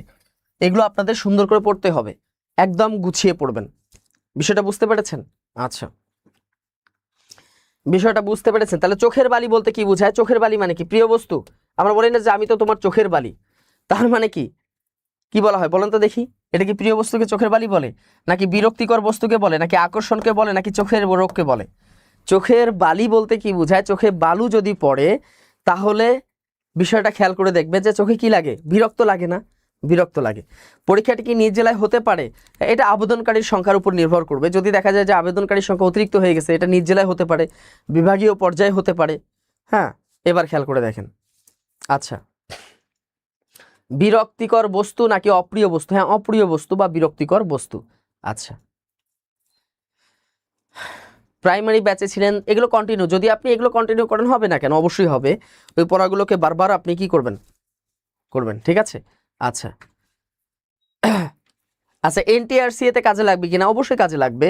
আপনি তো এই টপিকগুলোই তো বারবার চাকরি পরীক্ষায় তো ঘুরিয়ে ফিরে আসে, তাই না? এই টপিকগুলোই বারবার চাকরি পরীক্ষায় ঘুরিয়ে ফিরে আসে। তাহলে এটা কি হবে? বিরক্তিকর বস্তু। এরপর দেখেন উভয় সংকট বাগধারাটি অর্থ কি? দেখেন বাগধারা থেকে কয়টা প্রশ্ন আসছে খেয়াল করে দেখেছেন? উভয় সংকট, এই উভয় সংকট বাগধারাটি, এই বাগধারার অর্থ কি? তার মানে বাগধারাটা খুবই সুন্দর করে পড়তে হবে, খুবই সুন্দর করে। উভয় সংকট মানে কি? দুই দিকে পথ, দুই দিকে বিপদ, আসন্ন সংকট, নাকি ভুল পথে গমন? কোনটি হবে? একটু উত্তর করবেন, কোনটি হবে? আচ্ছা, মুখস্থ পাঠটুকু যেটা আছে এটার জন্য আপনারা নির্ভর করবেন নবম দশম শ্রেণীর মুনির চৌধুরী যে বইটি আছে, এই বইটা আপনারা ফলো করবেন। মনে রাখবেন নবম দশম শ্রেণীর যে বাংলা ব্যাকরণ যে বোর্ড বই আছে, বাংলা ব্যাকরণ যে বোর্ড বই আছে, সেই বোর্ড বইটা ফলো করতে হবে এবং অবশ্যই সেটা হতে হবে মুনির চৌধুরী। নতুন বোর্ড বইটা ফলো করা যাবে না। নতুন বোর্ড বইটা আপনি এমনিতে রাখতে পারেন যে কোথায় কোথায় চেঞ্জ আসছে, কিন্তু আসলে নতুন বোর্ড বইটা আপনাদের খুব একটা কাজে দিবে না। এখানে শুধু আপডেট তথ্যগুলো জানার জন্য আপনি দেখতে পারেন, কিন্তু আপনাকে সবসময় ফলো করতে হবে পুরনো বই। এক্ষেত্রে আমাদের লেকচার শিট আছে 11 থেকে 20 গ্রেডের লেকচার শিটটা চমৎকারভাবে, ওই লেকচার শিটটা আপনারা যারা ব্যাচে আছেন তারা তো এই লেকচার শিট দিলেই হবে, এই লেকচার শিট থেকে আপনারা পড়তে পারেন। আচ্ছা আচ্ছা, বেসিক টপিক ধরে পড়লে একটা প্রশ্ন দিয়ে হাজার পরীক্ষার প্রস্তুতি হচ্ছে। হ্যাঁ, এই কথাটা হচ্ছে গুরুত্বপূর্ণ। আশিকুর রহমান ভাই উনি চমৎকার একটা কথা বলেছেন যে আপনি যদি বেসিক ধরে ধরে যদি পড়েন, বেসিক ধরে ধরে পড়লে সুবিধাটা কি? আপনাকে যেভাবেই প্রশ্ন করুক না কেন আপনি কিন্তু উত্তর দিতে পারবেন। আর যদি আপনি শুধু ভাষা পড়াশোনা করেন তাহলে কিন্তু লাভ হবে না। এই জন্য বেসিক ধরে ধরে আপনারা পড়াশোনা করার চেষ্টা করবেন। দুই দিকে বিপদ, দুই দিকে কি হয়? বিপদ হয়। বাংলাদেশের জাতীয় কবি কি? দেখছেন বাংলাদেশের জাতীয় কবি কে? এটাও কিন্তু একটা প্রশ্ন। বাংলাদেশের জাতীয় কবি কে, তাই না? বাংলাদেশের জাতীয় কবি কে, এটাও কিন্তু একটা প্রশ্ন। এখন এই প্রশ্নটা থেকে একটু ঘুরিয়ে ফিরিয়ে আসতে পারে যে বাংলাদেশের জাতীয় কবিকে জাতীয় কবি হিসাবে স্বীকৃতি দেওয়া হয়েছে কত সালে? আসতে পারে কিনা? এবার বাংলাদেশের জাতীয় কবিকে জাতীয় কবি হিসাবে সাংবিধানিকভাবে স্বীকৃতি দেওয়া হয়েছে বা গেজেট প্রকাশ করা হয়েছে কত সালে? এটা আপনারা জানেন 2024 সালের ডিসেম্বরে দেওয়া হয়েছে, সম্ভবত 20 বা 22, একটু দেখে নেবেন। আর ওনাকে আমরা জানি যে 1976 সালে সব মানে তার পরিবার সহ কোথায় নিয়ে আসে? বাংলাদেশে নিয়ে আসা হয় 18 ফেব্রুয়ারি। এরপর 21 ফেব্রুয়ারি তাকে কি দেওয়া হয়? আমাদের কি দেওয়া হয়েছিল? 21 পদক দেওয়া হয়েছিল। ওই বছরই কবিকে বাংলাদেশের নাগরিকত্ব দেওয়া হয়। ওই বছরই কবিকে কি করা হয়েছিল? জাতীয় কবি হিসাবে ঘোষণা দেওয়া হয়। অথচ দুঃখের বিষয়, দীর্ঘ সময় ধরে আমাদের বাংলাদেশের জাতীয় যে বিষয়গুলো আছে, জাতীয় ফুল, জাতীয় প্রতীক, এগুলো সাংবিধানিকভাবে স্বীকৃতি দেওয়া হলেও জাতীয় কবিকে সাংবিধানিকভাবে স্বীকৃতি দেওয়া হয়নি কোনো একটা অজানা কারণে, যেটা 2024 সালের ডিসেম্বর 20 বা 22 ডিসেম্বর তাকে জাতীয় কবি হিসাবে গেজেটের মাধ্যমে স্বীকৃতি দেওয়া হয়েছিল। এই তথ্যগুলো কিন্তু আপনাদেরকে বিস্তারিত পড়তে হবে, ঠিক আছে? একটু দেখেন, যেহেতু এখানে প্রশ্ন এসেছে, তার মানে এখান থেকে আর একটু ডিপলি প্রশ্ন আসতে পারে। একটু ভালো করে অবশ্যই প্রস্তুতিটা নেবেন। তাহলে বাংলাদেশের জাতীয় কবিকে, আমাদের জাতীয় কবি কাজী নজরুল ইসলাম, যিনি 1899 সালে কি করেছিলেন? জন্মগ্রহণ করেছিলেন এবং 1976 সালে মৃত্যুবরণ করেছিলেন। তথ্যগুলো খুব সুন্দর করে আপনারা পড়বেন, একদম বেসিক তথ্যগুলো এসেছে। এরপর দেখা যাক, এই যে বাক্যে জ্যোতিচিহ্ন দাড়ি থাকলে কতক্ষণ থামতে হয়। দেখেন, জ্যোতিচিহ্ন যে দেওয়া আছে, দাড়ি থাকলে কতক্ষণ থামতে হয়, তাই না? দাড়ি কি হয়? পূর্ণ বিরতিতে। দাড়ির কাজ কি? দাড়ির কাজ হচ্ছে পূর্ণ বিরতি। যখন বাক্যের মধ্যে পূর্ণ বিরতির দরকার হয়, এই পূর্ণ বিরতিতে কি বসে? দাড়ি বসে। আমরা জানি যে পূর্ণ বিরতিতে কি বসবে? দাড়ি বসে। তো এই জন্য এটা মনে রাখতে হবে, যদি কখনো শব্দের শেষে যদি দাড়ি থাকে, ঠিক আছে, তাহলে এখানে 1 সেকেন্ড থামতে হয়। সর্বোচ্চ সময়সীমা হচ্ছে 1 সেকেন্ড। 1 সেকেন্ড থামতে হবে। হ্যাঁ, A to Z সব পড়তে হবে। যখন আপনার রবীন্দ্রনাথ পড়বেন তখন A to Z পড়তে হবে। নজরুল পড়লে বিশেষ করে রবীন্দ্রনাথ, নজরুল, জসিমউদ্দিন, মাইকেল মধুসূদন দত্ত, প্রমথ চৌধুরী, এই কয়েকজন যে আছে, এনাদেরকে বাদ দেওয়ার কোনো সুযোগ নাই। তো এনাদেরকে আপনাদের পড়তে হবে, ধারাবাহিকভাবে সুন্দর করে পড়তে হবে, ঠিক আছে? তাহলে 1 সেকেন্ড থামতে হয়। 1 সেকেন্ড আপনাকে থামতে হবে। যেমন থামার প্রয়োজন নেই, ব্র্যাকেটে থামার প্রয়োজন নাই, ব্র্যাকেটে কখনো থামতে হয় না। আচ্ছা, যেহেতু আপনি নিবন্ধনে জেনারেলে ভর্তি আছেন, সমাজকর্মীর জন্য কি ভর্তি হতে হবে? যেহেতু আপনি নিবন্ধনে ভর্তি আছেন, এই টপিকগুলো খুব সুন্দর করে পড়বেন, বেসিক ধরে পড়বেন, বেসিক ধরে আপনারা পড়বেন, ঠিক আছে? বেসিক ধরে পড়বেন। এরপর দেখেন, বাংলা লিপির উৎস কি? এই বাংলা লিপি নিয়ে বিশাল একটা ঝামেলা। আপনাদের বাংলা লিপির উৎস কি? ঠিক আছে, এই প্রশ্নটা একটু ঘুরিয়ে পেঁচিয়ে দিলেই কিন্তু ঝামেলা হয়ে যায়। এটা কি সংস্কৃত লিপি, চীনা লিপি, আরবি লিপি নাকি ব্রাহ্মী লিপি? আপনারা জানেন যে বাংলা লিপিটা এসেছে মূলত ভারতীয় লিপিমালা থেকে, তাই না? কোত্থেকে এসেছে? আমরা জানি যে বাংলা লিপির উৎস হয়েছে কোন লিপিমালা থেকে? ভারতীয় লিপিমালা থেকে। এই যে ভারতীয় যে লিপিমালাগুলো আছে, ভারতীয় লিপিমালাগুলো দুই প্রকার হয়ে থাকে, আমরা সবাই জানি। একটা হয়ে থাকে ব্রাহ্মী লিপি, আর একটা হয়ে থাকে কি লিপি? খরষ্ঠী লিপি। তো খরষ্ঠী লিপিটা কি লেখা হয়? খরষ্ঠী লিপিটা ডান দিক থেকে লেখা হয়, ব্রাহ্মী লিপি লেখা হয় বাম দিক থেকে। এই ব্রাহ্মী লিপির শাখা আছে কয়টি? আমরা জানি ব্রাহ্মী লিপির শাখা আছে তিনটা শাখা আছে। একটা হচ্ছে কি লিপি? পশ্চিমা লিপি আছে, একটা শাখা হলো পশ্চিমা লিপি। একটা হচ্ছে মধ্য ভারতীয় লিপি, যেটা মধ্য ভারতে ব্যবহৃত হতো। আরেকটা হচ্ছে কি লিপি? আরেকটা হলো পূর্বী লিপি, তাই না? আরেকটা হলো পূর্বী লিপি। এই পশ্চিমা লিপির যে রূপ, সেই রূপটার নাম হলো কি? সারদা। আমরা জানি সারদা। মধ্য ভারতীয় লিপির রূপটাকে কি বলা হয়? নাগর বলা হয়। আর পূর্বী লিপির যে রূপ আছে সেটাকে নাম হলো কি? পূর্বী বলতেছি, হ্যাঁ ঠিক আছে, পূর্বী লিপি। আচ্ছা, এই পূর্বী লিপির রূপটাকে বলা হয় কি? কুটিল বলা হয়। পূর্বী লিপির রূপটাকে কি বলা হয়? কুটিল বলা হয়। এখন খেয়াল করে দেখেন, প্রশ্নের মধ্যে কিন্তু বিভিন্ন ভাগ আছে। যদি আপনাকে প্রশ্ন করে যে বাংলা লিপির উৎস কোন লিপিমালা থেকে হয়েছে, খেয়াল করে দেখেন, যদি প্রশ্ন করে বাংলা লিপির উৎস কোন লিপিমালা থেকে হয়েছে, এই যে কোন, বা বাংলা লিপির উৎস কোন লিপিমালা, যদি আপনাকে প্রশ্ন করে লিপিমালা থেকে যদি প্রশ্ন করে, সেক্ষেত্রে উত্তর হবে কি? সেক্ষেত্রে উত্তর হবে ভারতীয় লিপিমালা। যদি আপনাকে প্রশ্ন করে কোন লিপি থেকে হয়েছে, এই যে লিপি, বাংলা লিপির উৎস কি, যদি বলা হয় লিপির কথা যদি জিজ্ঞেস করে, উত্তর হবে কি বলেন তো দেখি? উত্তর হবে ব্রাহ্মী লিপি। যদি আপনাকে প্রশ্ন করে বাংলা লিপির উৎস কোন শাখা থেকে হয়েছে, যদি বলা হয় যে কোন শাখা থেকে হয়েছে উদ্ভবটা, তাহলে শাখার কথা থাকলে উত্তর কি দিবেন? উত্তর দিতে হবে কি? পূর্বী লিপি। উত্তর কি দিবেন? পূর্বী লিপি দিয়ে দিবেন। আর যদি বলে যে বাংলা লিপির উৎস হয়েছে কোন রূপ থেকে, তার মানে দেখেন কোন রূপ থেকে, তাহলে সেখানে উত্তর কি দিবেন? সেখানে উত্তরটা দিতে হবে আপনাদেরকে কি দিতে হবে বলেন তো দেখি? কুটিল রূপ থেকে হয়েছে। তার মানে দেখেন বাংলা লিপির প্রশ্ন অনুযায়ী আপনাকে উত্তর করতে হবে। এই জন্য বেসিক তথ্যগুলো সুন্দর করে করতে হবে, গুছিয়ে পড়ে। দেখলেই যে ব্রাহ্মী দিবেন তা না, প্রশ্নের ধারা দেখতে হবে। লিপিমালা জিজ্ঞেস করেছে নাকি লিপি জিজ্ঞেস করেছে, নাকি শাখা জিজ্ঞেস করেছে, নাকি রূপ জিজ্ঞেস করেছে। তো এটা দেখে আপনাকে উত্তরগুলো করতে হবে। বুঝতে পেরেছেন? আচ্ছা, অবশ্যই শেয়ার দিয়ে রাখবেন, শেয়ার দিবেন বেশি করে, সবাই জানুক।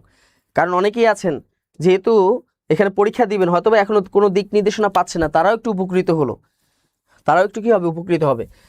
কোন পুরুষবাচক শব্দের দুইটা স্ত্রীবাচক শব্দ আছে? দেখেন আপনাদের একটা অধ্যায় আছে, লিঙ্গ অধ্যায় আছে, এই অধ্যায় থেকে কিন্তু আপনাদের পড়তে হবে। লিঙ্গ অধ্যায় থেকে কোন টাইপের প্রশ্ন আসছে দেখছেন? লিঙ্গ অধ্যায় থেকে গুরুত্ব দিবেন কোনগুলোকে। এমন কিছু শব্দ আছে যে শব্দগুলোর একাধিক স্ত্রীবাচক শব্দ, একাধিক স্ত্রীবাচক শব্দ আছে, এই স্ত্রীবাচক, এটা পড়বেন। এমন কিছু পুরুষবাচক শব্দ আছে যার ভিন্ন স্ত্রীবাচক শব্দ আছে, এগুলো পড়তে হবে। যেমন হচ্ছে আমরা যদি বলি যে বাদশা, এটার ভিন্ন স্ত্রীবাচক শব্দ হচ্ছে বেগম। এমন কিছু পুরুষবাচক শব্দ আছে যেটাকে স্ত্রীবাচক করতে গেলে শুরুতে নারী, স্ত্রী, মহিলা ইত্যাদি যুক্ত করতে হয়। যেমন আমি যদি বলি যে কবি, আমি যদি বলে থাকি যেমন হচ্ছে, যেমন আমি যদি বলি যে কবি, মহিলা কবি, এরকম করে যুক্ত করতে। আমি যদি বলি সৈনিক, তাহলে কি করতে হবে, বা সেনা বা সৈনিক, তাহলে আপনি কি বলতে হবে, মহিলা সৈনিক বা মেয়ে সৈনিক বা নারী সৈনিক যুক্ত করতে হয়। আবার কিছু কিছু আছে নিত্য পুরুষবাচক শব্দ যেগুলো কোনো স্ত্রীবাচক শব্দই নাই। আবার কিছু কিছু আছে যেমন কবিরাজ আছে, প্রধানমন্ত্রী আছে, রাষ্ট্রপতি আছে, এগুলো হচ্ছে নিত্য, এগুলো কোনো স্ত্রীবাচক শব্দ নাই, তাই না? সভাপতি, হ্যাঁ, এগুলো এগুলো কোনো স্ত্রীবাচক শব্দ নেই। আবার কিছু আছে নিত্য স্ত্রীবাচক শব্দ যেটা কোনো পুরুষবাচক শব্দ নেই, যেমন সতীন, শাকচুন্নি, তাই না? তারপর হলো কি এরপর হচ্ছে সধবা, বিধবা, এরকম। তো এখানে দেখা যায় বলতেছে যে দুইটা স্ত্রীবাচক শব্দ আছে। কয়টা স্ত্রীবাচক শব্দ? দুইটা স্ত্রীবাচক শব্দ। একটু মজা করে যদি বলতে হয়, আমাদের সমাজে আছে যে কিছু পুরুষ আছে যারা দুই নারীতে আসক্ত, বোঝা গেছে? মানে এক নারীতে আসক্ত নয়, একাধিক নারীতে যারা আসক্ত, এগুলোই হচ্ছে কি একাধিক স্ত্রীবাচক শব্দ আছে। সেটা হচ্ছে রাষ্ট্রপতি, রাষ্ট্রপতি হচ্ছে নিত্য পুরুষবাচক শব্দ, এটা কোনো স্ত্রীবাচক শব্দ নাই। যোদ্ধা উভয়লিঙ্গ, কেরানি এটা হলো পুরুষবাচক শব্দ। দেবরের দুইটা স্ত্রীবাচক শব্দ আছে, সেটা হলো কি কি আপনারা জানেন অবশ্যই। একটা হলো কি যা, একটা হলো কি যা, আর একটা হলো কি ননদ। যা এবং কি ননদ আছে, তাই না? পুত্রের আবার দুইটা স্ত্রীবাচক শব্দ আছে, একটা হলো কি পুত্রের স্ত্রীবাচক শব্দ, একটা হলো জন্মগত কারণে, একটা হলো বৈবাহিক কারণে, একটা হলো কি পুত্রবধূ, তাই না? পুত্র বধূ আছে। তো এই জন্য এগুলো খুব সুন্দর করে আপনারা পড়বেন। বিষয়টা কি বোঝা গেছে? এগুলো আপনারা কি করবেন, সুন্দর করে পড়বেন। আচ্ছা, একজন জিজ্ঞেস করেছে, তাই না? এবার খেয়াল করে দেখেন তারিখ শব্দটা, একটু আগে কিন্তু আপনাদেরকে বলেছিলাম তারিখবাচক শব্দ। দেখেন এবার কিন্তু আসছে বিদেশি শব্দ। একটু বিষয় খেয়াল করে দেখেন, আপনাদের শব্দ অধ্যায় পড়তে হবে। শব্দ অধ্যায়ের ভিতরে সব থেকে গুরুত্বপূর্ণ হচ্ছে বিদেশি শব্দ। এই বিদেশি শব্দের ভিতরে আপনাদের বেশি করে গুরুত্ব দিতে হবে আরবি, ফার্সি, তুর্কি, পর্তুগিজ। এখানে যে চারটা দেখতেছেন এই চারটাই গুরুত্ব দিতে হবে। এগুলো থেকে প্রশ্ন আসবে, দেখবেন নেক্সট পরীক্ষায় এগুলো থেকে প্রশ্ন আসবে। বুঝতে পেরেছেন? ইউটিউবে অনেকেই উত্তর করতেছেন, ফেসবুকে অনেকেই উত্তর করতেছেন। একটা বিষয় খেয়াল করে দেখেন, এবার দেখেন, এবার একটা বিষয় খেয়াল করে দেখেন, সেটি হচ্ছে যে তারিখ কোনবাচক শব্দ। তারিখ এটা হচ্ছে আরবি ভাষার শব্দ, তারিখ আরবি ভাষা থেকে এসেছে, তারিখ, তাই না? এটা আরবি ভাষা থেকে এসেছে। এবার দেখেন ফার্সি ভাষার অনেকগুলো শব্দ আছে, নামাজ, রোজা, এগুলো কি ভাষা? ফার্সি ভাষা। আবার তুর্কি ভাষার শব্দ আছে, বাবা, বিবি, বেগম, কোরমা পড়ে কোর্তা খায়, বাহাদুর সুলতান আলখাল্লা পড়ে দেশ চালায়, দারোগা বাবু তাকিয়ে দেখে গালি চায় কুলির লাশ, চাকরকে মুসলেকা দিয়ে বাবুর্চি হতবাক, ছুরি চাকু যতই চকমক করুক না কেন, বন্দুক বারুদের তোপের মুখে কি আর টেকে। এই যে তুর্কি শব্দ হয়ে গেছে। পর্তুগিজ শব্দ আছে যে কি করলো, যে পর্তুগালের পাদ্রি, তাই না, চাবি দিয়ে গির্জা খুলে বালতিতে আটা, আনারস, পেঁপে, পেয়ারা, সাগু, সালসা, আলপিন কি করলো, নিয়ে কি করলো, গুদামে রাখলো, তাই না? গুদামের আলমারিতে রাখলো। বিনতি বেহালা বাজিয়ে সাবান ও তোয়ালে নিয়ে কোথায় ঢুকলো, কামরায় ঢুকলো। এমন সময় একটা দুষ্টু ছেলে ছিল নাম আতা, আতা আলকাতরা মেখে সেই জানালায় টোকা মারলো, নাকি? এবার এই ঘটনা দেখে ফেলেছে কেরানি এবং আয়া। তখন কেরানি এবং আয়া এই ঘটনা দেখে গাইতে লাগলো, স্বামী আর স্ত্রী পেরেক মারে মিস্ত্রি। ব্যাস হয়ে গেল। কি শব্দ? পর্তুগিজ শব্দ হয়ে গেল। ঠিক আছে, তাহলে এইগুলো আপনাদের কিন্তু মনে রাখতে হবে যে তারিখ কোন শব্দ, এটা হলো আরবি ভাষার শব্দ। কবর কবিতাটি কার থেকে এসে দেখছেন? আপনাকে বলেছিলাম না যে বেসিক তথ্যগুলো পড়তে হবে। কবর, কবর কবিতাটি কে লিখেছেন? এইখানে তোর দাদির কবর ডালিম গাছের তলে, নাকি? আর কি, 30 বছর ভিজায় রেখেছি দু নয়নের জলে। বিষয়টা বোঝা গেছে? তাহলে এই কবর কবিতাটি কে লিখেছিলেন? আবার একটা আছে কবর নাটক, যেটা মুনির চৌধুরী লিখেছিলেন। তাই না? মুনীর চৌধুরী যখন ঢাকা কেন্দ্রীয় কারাগারে ছিলেন তখন তিনি জেলখানায় সেই কবর নাটকটি লিখেছিলেন ভাষা আন্দোলন ভিত্তিক, এবং যেটা তিনি কি হয়েছিল, জেল বন্দীদের দ্বারা যেটা অভিনীত হয়েছিল, তাই না? জেল বন্দীদের দ্বারা কি হয়েছিল, অভিনীত হয়েছিল, মানে অভিনয় করা হয়েছিল। আর কবর নামে একটা কবিতা আছে, সেই কবিতাটি কে লিখেছেন? আচ্ছা, হ্যাঁ, এটা লিখবেন যে এইখানে তোর বউয়ের কবর ডালিম গাছের তলে, দুই বিয়ে করতে দিত না। লিখে দেন, সুন্দর করে গুছিয়ে লিখে দিবেন, তাইলে হয়ে যাবে। তাহলে এখানে কি হইতো, এবার দেখেন জসিমউদ্দিন, এখানে কি লিখবেন, জসিমউদ্দিন। এবার খেয়াল করে দেখেন, হ্যাঁ জসিমউদ্দিন লিখেছেন। এরপর দেখেন রবীন্দ্র শব্দের সন্ধি বিচ্ছেদ কি হবে, রবীন্দ্র, রবীন্দ্র, রবীন্দ্র। দেখেন সন্ধি বিচ্ছেদটা খুবই সহজ, আপনারা ওই নিয়মের বেড়াজালে আটকে থাকেন। সবসময় সন্ধি বিচ্ছেদ করতে গেলে শব্দটাকে ভাঙা শিখবেন, কিভাবে ভাঙতে হয়, শব্দকে ভাঙলেই খুব সহজেই উত্তর করতে পারবেন। খেয়াল করে দেখেন, এখানে দেখেন র, তারপর আছে ব, তারপর আছে দীর্ঘইকার, তারপর নয় দ র ফলা। একটা জিনিস মনে রাখবেন, শব্দের শুরুর বর্ণে সন্ধি হয় না, শব্দের শেষের বর্ণে সন্ধি হয় না, সন্ধি হয় মাঝখানে।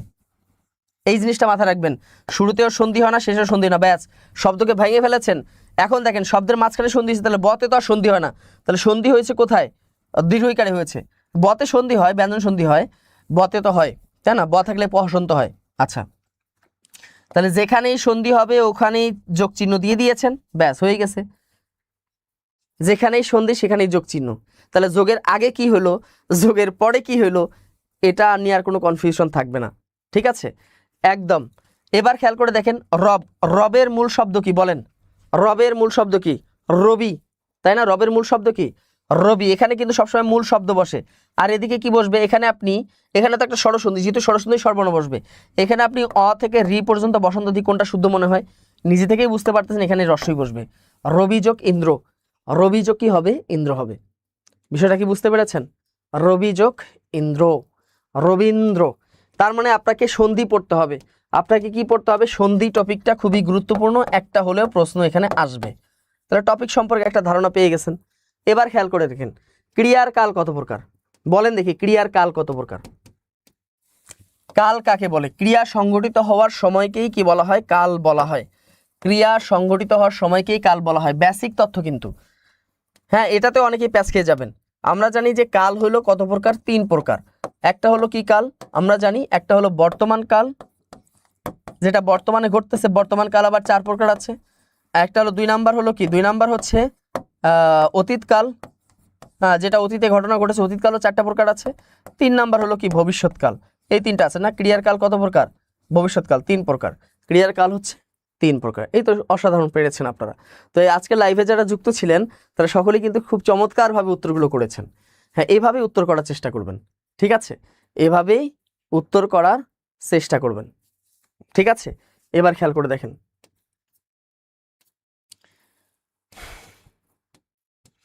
তো ইউনিয়ন সমাজকর্মী পদে যারা আবেদন করেছেন বা যারা পরীক্ষা দিতে চাচ্ছেন, হয়তোবা আপনাদের একটা নির্দিষ্ট একটা গাইডলাইন দরকার। নিজে নিজে পড়লেও হয়, তবে সেক্ষেত্রে যদি কেউ আপনাকে একটু সাহায্য করে সেক্ষেত্রে আপনার প্রস্তুতিটা আরও বেশি সহজ হয়ে যায়। তো সেই কারণে যারা আপনারা চাইলেই বিদ্যাবাড়িতে যুক্ত হতে পারেন। ইউনিয়ন সমাজকর্মী বুলেট ব্যাচ মাত্র 1499 টাকায় আপনারা এখানে যুক্ত হতে পারেন, মাত্র 1499 টাকায় এখানে আপনারা যুক্ত হতে পারবেন, ঠিক আছে? এখানে আপনাদের যা যা পড়া দরকার, যেভাবে পড়া দরকার, বেসিক ধরে ধরে এটা সুন্দর করে আপনাদেরকে পড়ানো হবে। তো আজকের ক্লাসটা আসলে কেমন লেগেছে আপনাদের কাছে, বা এই যে প্রশ্ন সমাধান যতটুকু হয়েছে অবশ্যই জানাতে ভুলবেন না। আর বিষয়টা হচ্ছে, সেটি হচ্ছে যে আপনাদেরকে প্রস্তুত থাকতে হবে। সামনে যে কোনো সার্কুলার আসতে পারে, যেমন প্রাইমারি আসতে পারে, সার্কুলার আসবেই তো নাকি, এমন তো না যে এগুলো আসবে না, কখন আসবে তো। 6 মাস 1 বছর পর হোক, 2 মাস পর হোক, নিবন্ধনের সার্কুলার 1 বছর মানে 1 মাস পর হোক, 2 মাস পর হোক, 6 মাস পর হোক, সার্কুলার তো আসতে হবে, এটা তো আসতেই হবে, এটা তো আসতে বাধ্য। আর প্রতিনিয়ত যেহেতু 11 থেকে 20তম গ্রেডের সার্কুলার প্রতিনিয়ত হচ্ছে, এমন কোনো দিন নেই যে সার্কুলার নাই। শুধু শুক্র শনি বাদে আপনি দেখেন সপ্তাহের বাকি যে 5 দিন আছে প্রত্যেক দিন দেখেন যে একটা সার্কুলার হচ্ছে মানে সার্কুলার হচ্ছে তো হচ্ছেই।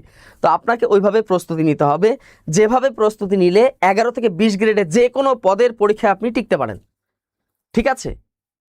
আপনি টিকতে পারবেন। বিষয়টা কি বোঝা গেছে? আশা করা যায় আপনি বুঝতে পেরেছেন। তো এই যে কোনো চাকরি তথ্য, যে কোনো চাকরি সংক্রান্ত তথ্য জানতে আপনারা এই নম্বরটিতে যোগাযোগ করতে পারেন। ঠিক আছে, 09644433300 এই নম্বরটিতে আপনারা কি করতে পারেন, যোগাযোগ করতে পারেন। এই নম্বরে যোগাযোগ করে আপনারা যে কোনো চাকরি সংক্রান্ত তথ্য আপনারা নিতে পারবেন। ঠিক আছে, পাশাপাশি আপনারা জানেন যে অনেকেই চাকরির তথ্যগুলো খুঁজে পান না, যে সার্কুলার কোথায় পাবো না পাবো, সেক্ষেত্রে বিদ্যাবাড়িতে আপনারা যুক্ত হতে পারেন। ঠিক আছে, সেক্ষেত্রে আপনারা বিদ্যাবাড়িতে যুক্ত হতে পারেন। সেটা হচ্ছে বিদ্যাবাড়ি যে ওয়েবসাইট আছে www.বিদ্যাবাড়ি.com, এখানে প্রতিদিন যত সার্কুলার আসতেছে এখানে আপনারা ক্লিক করে কিন্তু আপনারা কি করতে পারেন, ঠিক আছে, ক্লিক করে কিন্তু এখান থেকে আপনারা নিয়মিত সার্কুলারগুলো পেতে পারেন। ঠিক আছে, এছাড়াও আপনারা ফেসবুক পেজ আছে আমাদের বিদ্যাবাড়ি, এখানে যুক্ত থাকবেন। প্রতিনিয়ত আপডেট দেওয়া হয়, আপনাদের জন্যই তো আমরা সেবাগুলো দিয়ে থাকি। এই আপডেট তথ্যগুলো আপনারা কি করবেন, হ্যাঁ আপনারা এই তথ্যগুলো দিতে পারবেন, মানে এই তথ্যগুলো পেতে পারেন। এছাড়া আমাদের ইউটিউব চ্যানেল অনেকে যুক্ত আছেন, ইউটিউবে কিন্তু অসাধারণ বেশ কিছু ক্লাস হয়, তাই না? এই ইউটিউব চ্যানেলের মাধ্যমে এই ক্লাসগুলো উপভোগ করবেন, জানার চেষ্টা করবেন। ঠিক আছে, তো আপনারা আশা করি আপনারা বুঝতে পেরেছেন। তো এই ছিল আজকে আপনাদের ইউনিয়ন সমাজকর্মী পদের জন্য বাংলা বিষয়ে একটা ওভারঅল ধারণা দেওয়ার চেষ্টা করেছি। সেক্ষেত্রে সর্বশেষ একটা কথাই বলবো যে কী বই কিনবেন, সেক্ষেত্রে আপনারা মনে রাখবেন যে মুনির চৌধুরী যে বোর্ড বই যেটা আছে বাংলা ব্যাকরণ বোর্ড বই, এটা অবশ্যই জানা থাকে, এটা বাংলা ব্যাকরণের হচ্ছে বাইবেল। আর পাশাপাশি সবথেকে বেশি গুরুত্ব দিবেন সেটা হচ্ছে অষ্টম শ্রেণী, নবম দশম শ্রেণী আর একাদশ দ্বাদশ শ্রেণী যে বাংলা যে বোর্ড বইটা আছে, অর্থাৎ সাহিত্যের যে বইটা আছে, এখানে নবম দশম বা ইন্টারমিডিয়েটে যেটা আছে যে আপনাদের ওই যে নাটক উপন্যাসের যে বইগুলো আছে, ওইখানে যে সমস্ত কবি সাহিত্যিক আছে, এই কবি সাহিত্যিকগুলোর জীবনীগুলো ভালো করে পড়বেন, তাদের সাহিত্যকর্ম পড়বেন। এবং বিশেষ করে এই 8, 9, 10, 11, 12 এই কয়েকটা 5টা ক্লাসের যে সমস্ত গল্প কবিতা আছে তাদের রাইটারদের নামগুলো খুব সুন্দর করে পড়বেন। ইভেন ওখানে কি কি কবিতাগুলো আছে, এই কবিতাগুলোর লেখককে এটা ভালো করে পড়বেন, দেখবেন এটাই আপনাদের জন্য যথেষ্ট, এটাই আপনাদের জন্য যথেষ্ট। আর বিদ্যাবাড়ির সাথে যুক্ত থাকলে তো অবশ্যই স্যারেরা আপনাদেরকে জানিয়ে দিবে কি কি পড়তে হবে, কি কি বাদ দিতে হবে। আশা করি আপনারা বুঝতে পেরেছেন। ঠিক আছে, তো সবাইকে অসংখ্য ধন্যবাদ। আজকে দীর্ঘ সময় ধরে আমার সাথে আপনারা যুক্ত ছিলেন, আপনাদেরকে একটু ধারণা দেওয়ার চেষ্টা করেছি। অবশ্যই আপনাদের সাথে সামনে আবার দেখা হবে অন্য কোনো বিষয় নিয়ে, অন্য কোনো টপিক নিয়ে। সেই পর্যন্ত সবাই ভালো থাকবেন, সুস্থ থাকবেন, আবার দেখা হবে। বিদ্যাবাড়ির সাথেই থাকবেন।